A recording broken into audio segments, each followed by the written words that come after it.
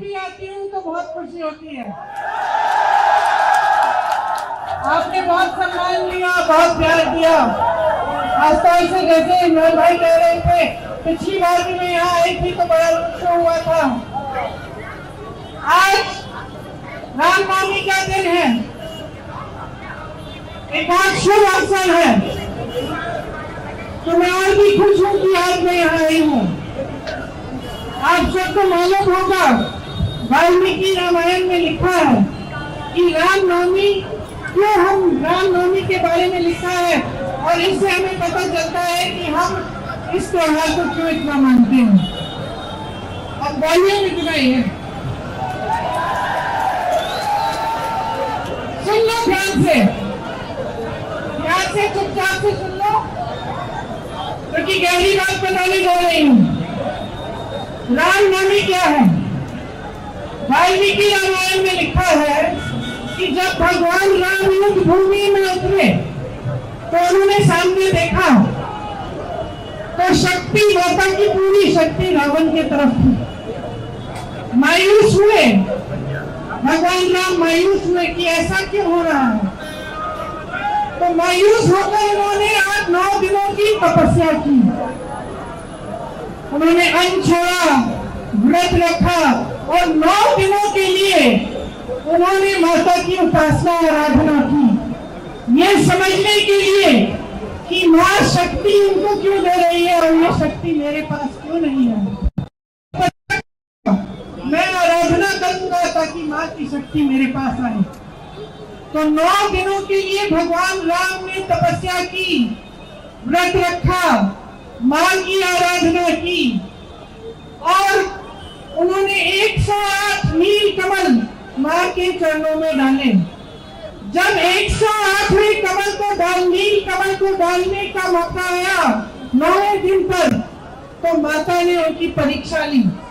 वो 108वां जो कमल था उसको उन्होंने छुपा लिया। अब भगवान राम को मिल नहीं रहा था, संकट में आ गए, दुख हुआ, लेकिन उनके अंदर एक और शक्ति थी, श्रद्धा की शक्ति थी।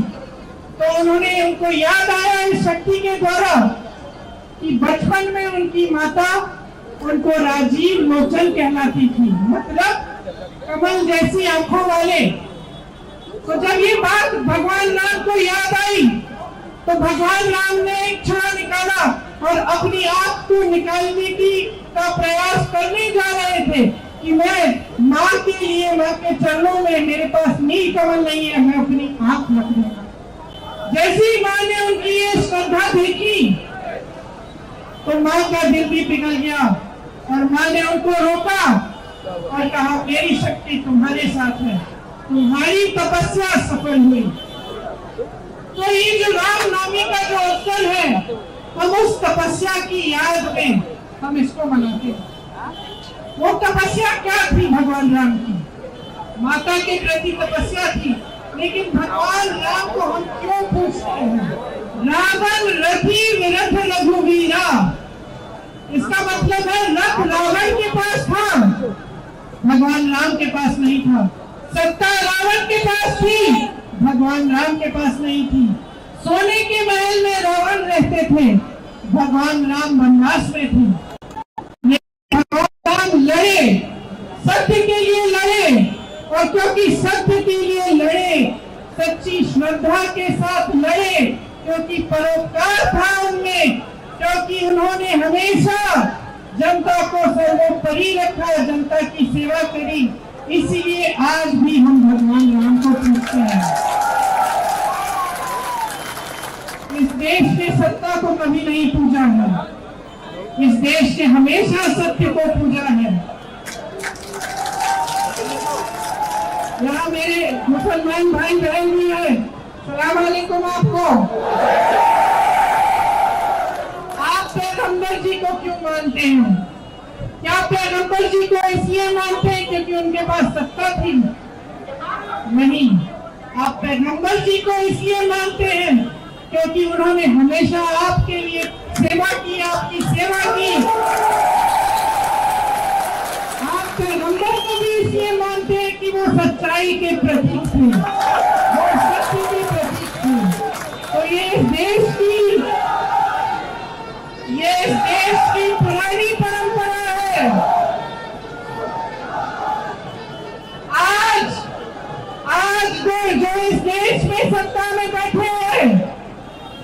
वो माता के उपासक नहीं है, वो सत्य के उपासक नहीं है, वो शक्ति के उपासक नहीं है, वो सत्ता के उपासक है। वो सत्ता के लिए कुछ भी कर डालेंगे, सत्ता के लिए विधायकों को खरीदेंगे, सत्ता के लिए चुनी हुई सरकारों को गिरा देंगे, सत्ता के लिए बड़े बड़े उद्योगपतियों को इतना पैसा दिलवाएंगे, इतनी शोहरत दिलवाएंगे, इस देश की सारी संपत्ति दिलवाएंगे ताकि वो सत्ता में रह पाए। ये इस देश की परंपरा नहीं है, ये इस देश की सच्चाई नहीं है। इस देश की सच्चाई वो है जो आप जी रहे हैं, जो सत्ता में है वो देख ही नहीं पा रहे हैं। आज मोदी जी के इर्द गिर्द सिर्फ उनसे हाँ में हाँ मिलाने वाले लोग हैं। जितने अधिकारी हैं, जितने मंत्री हैं, जितने सांसद हैं, जितने मुख्यमंत्री हैं, उनके सब उनसे डरते हैं। सब उनकी सत्ता से डर के मारे उनको सच्चाई नहीं बताते। मोदी जी को ये मालूम भी नहीं होगा आज कि इस देश की जनता कितनी तड़प रही है, कितना संघर्ष कर रही है। इस देश की महिला के बारे में उनको ये नहीं मालूम है कि वो महिला जब दुकान जाती है सामान खरीदने के लिए, जब नवरात्रि का समय होता है, जब त्योहार होता है, जब कुछ सामान खरीदने के लिए जाती है, अपने बच्चों के लिए नए कपड़े, जूते, पूजा की सामग्री कुछ खरीदने के लिए जाती है तो खरीद नहीं पा रही है। ये बात मोदी जी समझ रही है, ये बात मोदी जी देख रही है। मोदी जी को इस देश का किसान नहीं दिख रहा है, जिसके पसीने से ये मिट्टी सींची हुई है। इस देश के किसान को मोदी जी दिख रही है। जब इस देश का किसान मोदी जी के दरवाजे तक गया, दिल्ली तक गया, लाखों किसान बैठे रहे, महीनों के लिए आंदोलन करते रहे। जब इस देश के किसान सुनवाई मांग रहे थे मोदी जी से, मांग रहे थे कि ये काली कानून हटा दीजिए, मोदी जी ने सुनवाई तक नहीं की, अपने दरवाजे से बाहर तक नहीं आए। 600 किसान शहीद हो गए, किसानों को इनके मंत्रियों के नीचे कुचल डाला, लेकिन मोदी जी ने कुछ नहीं किया। आपकी सुनवाई नहीं हुई। आपके गन्ने का बकाया उस समय 15,000 करोड़ था, 16 लाख करोड़ रुपए माफ किया है इन्होंने देश के बड़े बड़े उद्योगपतियों का।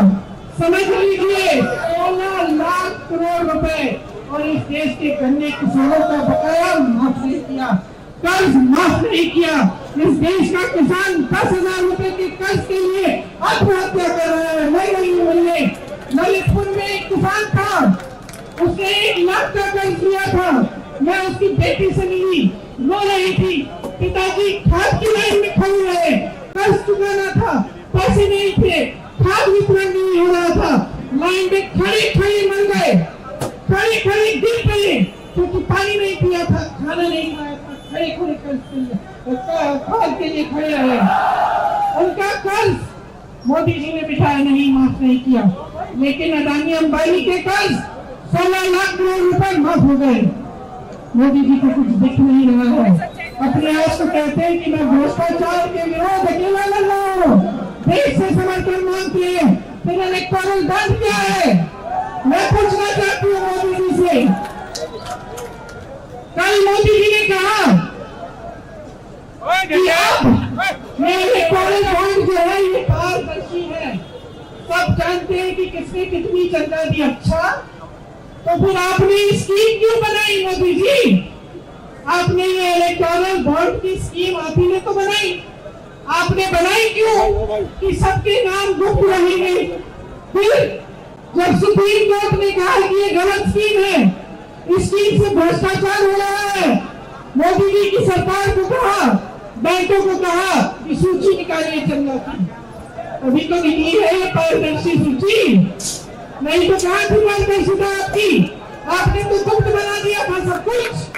अब सूची निकली, सुन लीजिए भाइयों बहनों, जिस कंपनी में 180 रुपए का मुनाफा, करोड़ रुपए का मुनाफा था, 180 करोड़ रुपए का मुनाफा, वो कंपनी तो मोदी जी की भाजपा को दे रही है 1100 करोड़ रुपए का की चंदा। आप सब व्यापारी हैं कि नहीं? यहाँ लकड़ी का व्यापार खूब होता था। आप समझते हैं आपकी कमाई हुई 180 करोड़ है और आप चंदा दे रहे हैं 1100 करोड़ की। कहाँ से आ रहे पैसे? आपकी कमाई तो नहीं है। तो क्या ये काला धन को सफेद करने का तरीका था? तो जब मोदी जी ने आप सबको कतार में खड़ा कर दिया कि नोटबंदी काले धन को वापस ये कुछ साल लाएगी, आप खड़े हो गए। आपने कहा हम देश भर को चाहते कि काला बने। क्या आया? क्या आया? नुकसान हुआ आपका? क्या आया? उसके बाद जीएसटी आई, नोटबंदी आई, आपकी कमर तोड़ी गई। काला धन कहाँ गया? अब दिख रहा है सारा। अब इलेक्टोरल बॉन्ड की जब सूची निकली तो सब दिख रहा है कि काला धन कहाँ गया। ये है मोदी जी की भ्रष्टाचार के खिलाफ लड़ाई। मोदी जी की भ्रष्टाचार के खिलाफ लड़ाई ये है कि देश के बड़े बड़े गिने चुने उद्योगपति मित्रों को पूरी देश की संपत्ति दे रहे हैं। देश के सारे बंदरगाह, देश के सारे हवाई अड्डे, देश के सारे बड़े बड़े कारोबार सब अदानी जी, अंबानी जी, अडानी जी, अंबानी जी, इनके बच्चों की शादियां हो रही है। गहने इतने बड़े बड़े कि इस गाड़ी में फिट नहीं आते। और आप कैसे कराएंगे अपने बच्चों की शादियां? बताइए। कर्ज लेके कराएंगे। चाहे किसान हो, चाहे सैनिक हो, चाहे पुलिस में भर्ती हो, कैसे कराते हैं आप शादियां अपने बच्चों की? सोचिए कि इस देश के साथ क्या हो रहा है। मोदी जी ने भ्रष्टाचार के खिलाफ लड़ाई अगर की होती तो आज ये परिस्थिति नहीं होती। तो आज देश की संपत्ति किसी 2-3 बड़े उद्योगपतियों के हाथ में नहीं होती, आपके हाथों में होती। ये जो आपकी सारी दुकानें बंद हो रही है, ये जो ये एक जमाने में मुझे याद है मेरे ससुर जी एक्सपोर्ट करते थे पीतल का मुरादाबाद से, पास में है। मेरे पति करते थे। मुझे याद है वो जमाना जब एक्सपोर्ट टैक्स फ्री होता था। आपको याद है? टैक्स फ्री होता था। जब आप